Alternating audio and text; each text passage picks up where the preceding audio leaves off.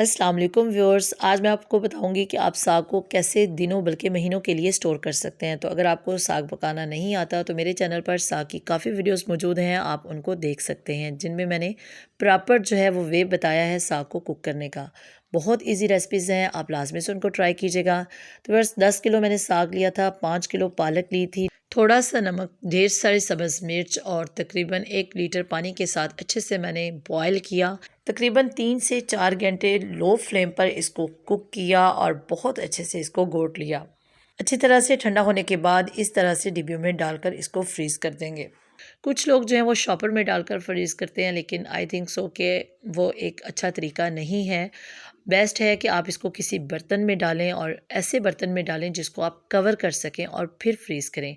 अगर आपने जल्दी इस्तेमाल करना हो तो आप फ्रिज में रखकर 1 वीक के लिए इस्तेमाल कर सकते हैं, लेकिन अगर आपने इसको काफ़ी दिन तक चलाना हो तो आप इसको अच्छी तरह से इस तरह से डिब्बियों में भर कर कवर करके आप फ्रीज़ कर दें, तो इंशाल्लाह बिल्कुल अच्छी हालत में साग रहेगा। जब आपने इसको सर्व करना हो, पकाना हो, तो आप क्या करें कि थोड़ी देर पहले इसको निकाल कर बाहर रख दें और बाद में आप इसको जो है वो तड़का लगाकर सर्व कर दें जब ये मेल्ट हो जाए।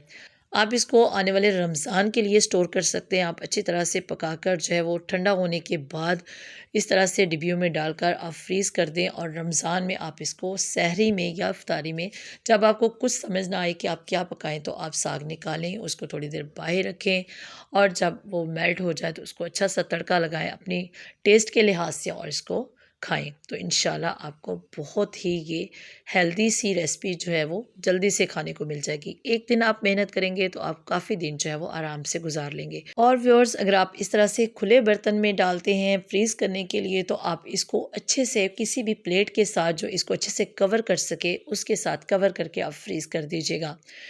तो आपसे रिक्वेस्ट है कि अगर आप मेरे चैनल पर पहली बार आए हैं तो मेरे चैनल को लाजमी से सब्सक्राइब कर लीजिएगा और सब्सक्रिप्शन के साथ दिए गए बेल आइकन को भी लाजमी से प्रेस कर लीजिएगा, ताकि आने वाली हर नई वीडियो का नोटिफिकेशन सबसे पहले आपको मिल सके।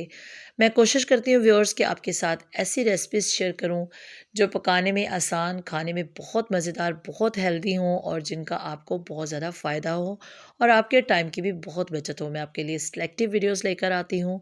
तो आपसे रिक्वेस्ट है कि अगर वीडियो अच्छी लगे तो इसको लाइक कीजिएगा और कमेंट करके अपने फीडबैक से लाजमी से आगाह कीजिएगा। इंशाल्लाह मैं कोशिश करूँगी कि बहुत जल्द एक नई रेसिपी के साथ आपकी खिदमत में हाज़िर हो जाऊँ। तो अपनी दुआओं में याद रखिएगा, अपना बहुत सारा ख्याल रखिएगा। अल्लाह हाफ़िज़।